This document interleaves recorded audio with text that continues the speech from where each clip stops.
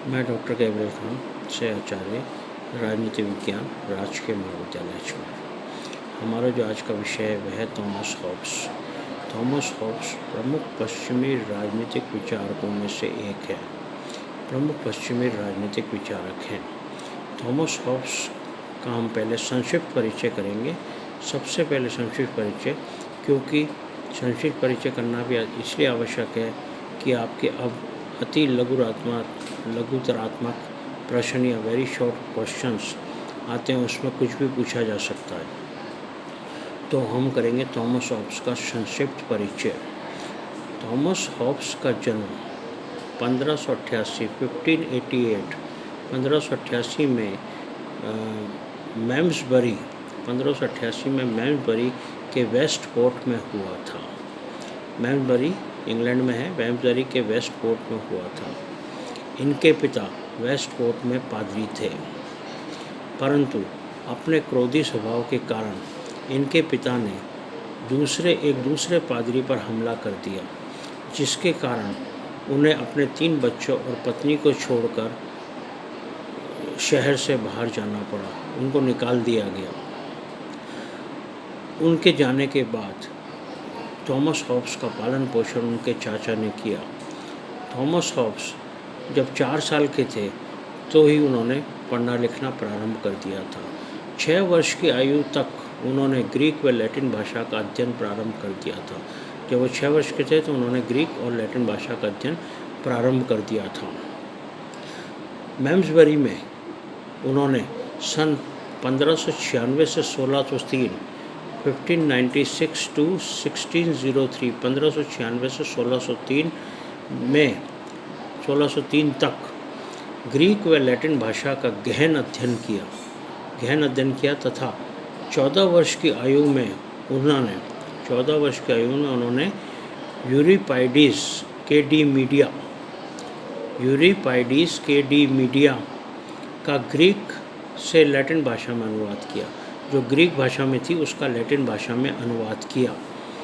15 वर्ष की आयु में थॉमस हॉब्स ऑक्सफोर्ड विश्वविद्यालय में प्रविष्ट हुए। उन्होंने ऑक्सफोर्ड विश्वविद्यालय में दाखिला लिया और 5 वर्ष तक विश्वविद्यालय में प्रचलित तत्कालीन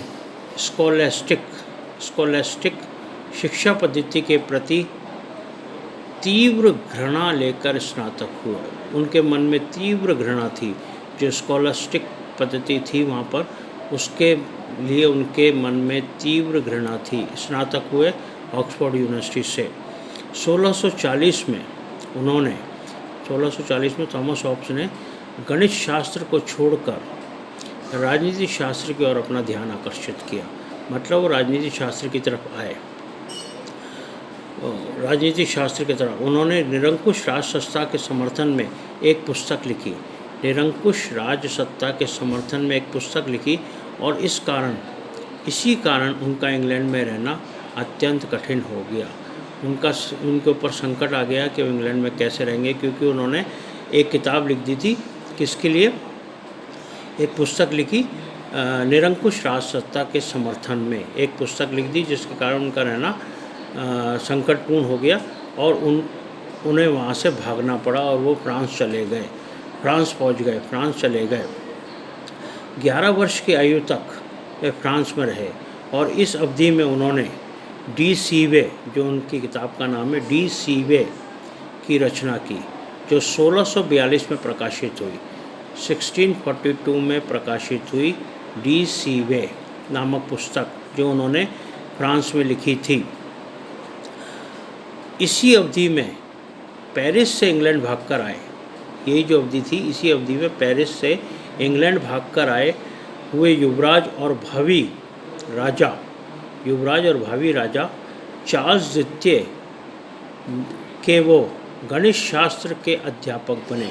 क्योंकि उनको गणित शास्त्र का ज्ञान था तो गणित शास्त्र के अध्यापक बने। 1651 में उनका प्रसिद्ध ग्रंथ लेवियाथान प्रकाशित हुआ। सबसे प्रसिद्ध ग्रंथ है उनका लेवियाथान प्रकाशित हुआ।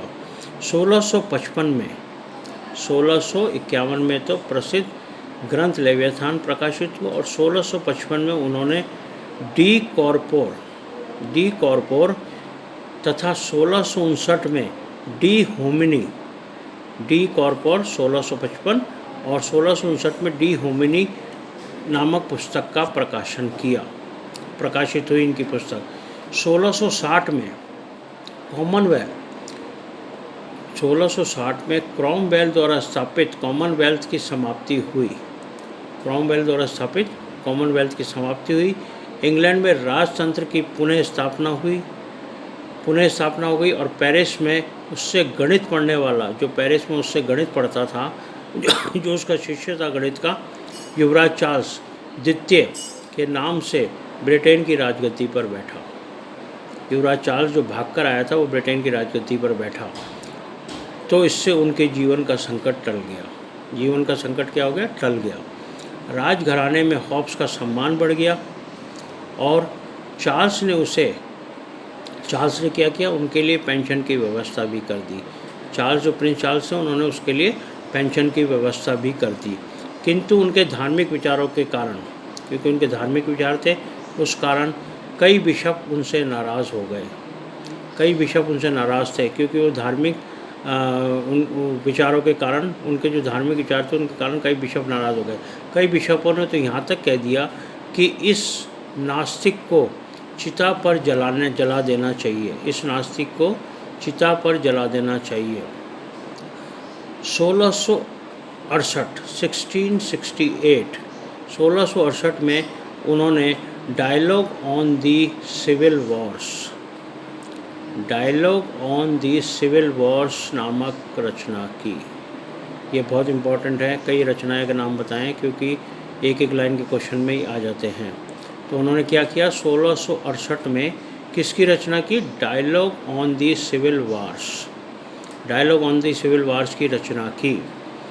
और 1679 में 91 वर्ष की आयु में उनका निधन हुआ।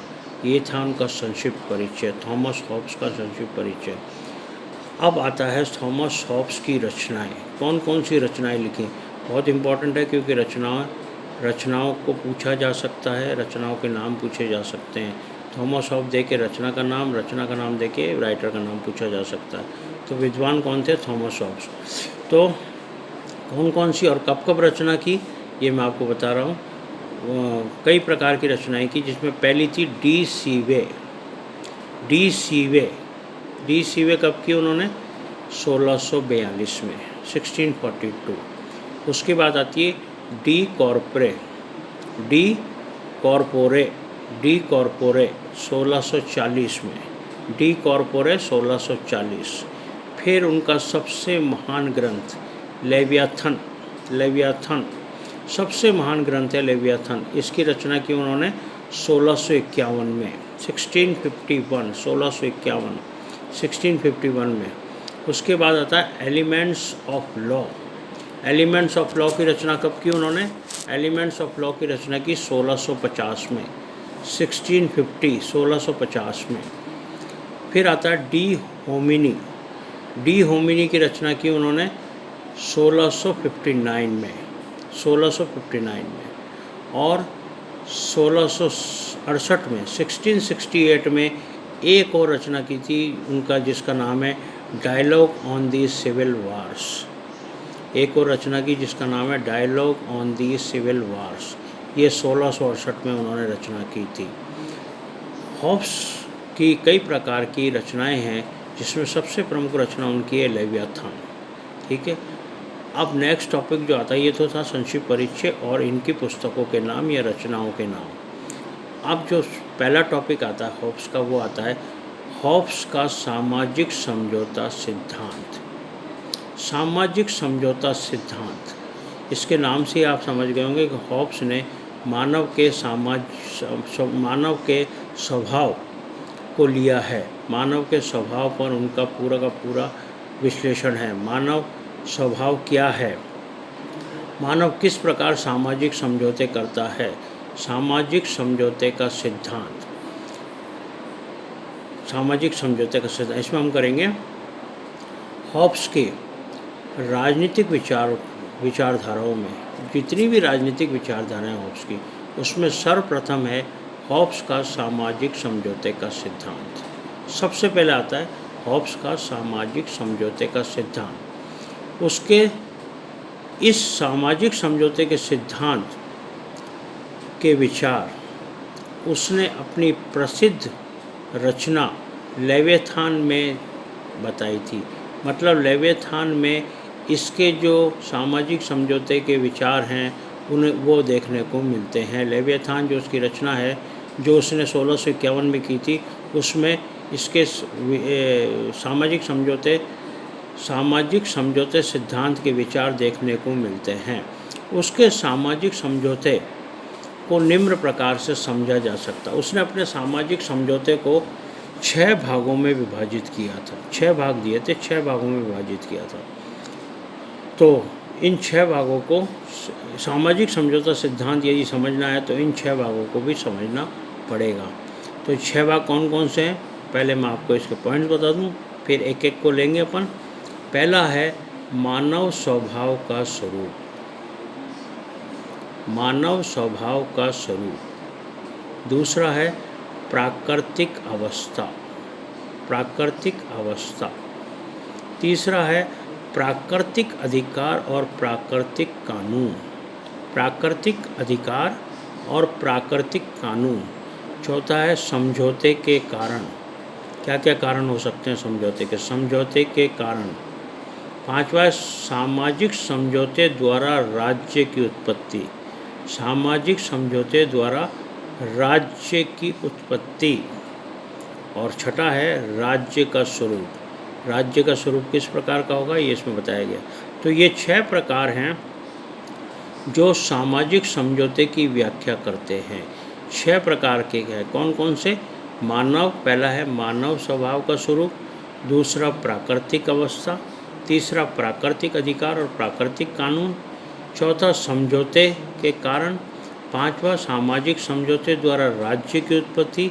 और छठा राज्य का स्वरूप। तो इस प्रकार हमने देखा थॉमस हॉब्स का संक्षिप्त परिचय, उनकी रचनाएं, कौन कौन सी रचनाएं दी, और उनका पहला सिद्धांत जो सबसे प्रमुख सिद्धांत है, सबसे पहले लिया जाता है, वो है सामाजिक समझौते का सिद्धांत। सामाजिक समझौते का सिद्धांत 6 भागों में विभाजित है। ये 6 भाग हमने देखे अभी पॉइंट्स में। कौन कौन से 6 भाग हैं? मानव स्वभाव का स्वरूप, प्राकृतिक अवस्था, प्राकृतिक अधिकार और प्राकृतिक कानून, समझौते के कारण, सामाजिक समझौता द्वारा राज्य की उत्पत्ति और राज्य का स्वरूप। तो हम कल जो करेंगे, सबसे पहला करेंगे मानव स्वभाव का स्वरूप, ह्यूमन नेचर। मानव स्वभाव का स्वरूप, ह्यूमन नेचर।